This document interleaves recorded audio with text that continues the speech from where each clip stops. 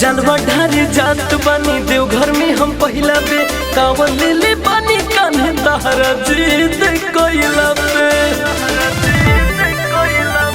जलवा ढारे जात बानी देवघर में हम पहिला बे कांवर ले ले बानी कान्हे तहरा जीत कोइला पे। लागे दोहरत से देहिया पे जान हो जाई। भंगिया हो भोला जी के परसादी रदिया भगा दी रोहिया आसान हो जाई। भंगिया हो भोला जी के परसादी रदिया भगा दी रोहिया आसान हो जाई।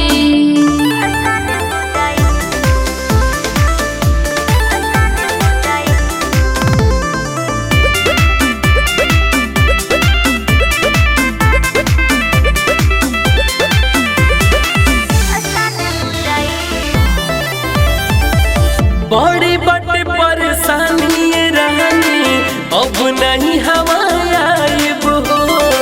भक्ति में शक्ति का होला ए राजा करब तबे जान जाइब हो। बड़ी बड़ी परेशानी रहनी अब नहीं हवाइब हो। भक्ति में शक्ति का होला ए राजा करब तबे जान जाइब हो। सब घरवा के कमवा जियान हो जाई। भंगिया भोला जी के परसादी रदिया भगा दी रोहिया आसान हो जाई। भंगिया भोला जी के परसादी रदिया भगा दी रोहिया आसान हो जाई।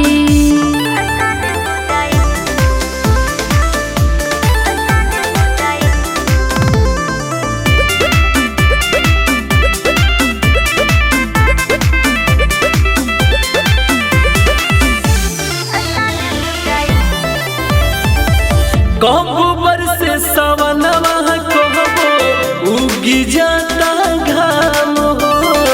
कौनो नदी कट होई बोलमुआ शिव जी के लेत रह नाम हो।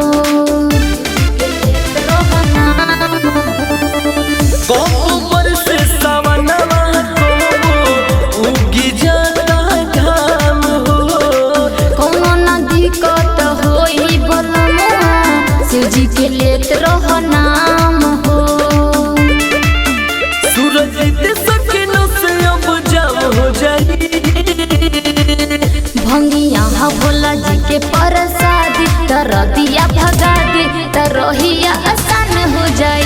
भंगिया भोला जी के परसादी रदिया भगा दी रोहिया आसान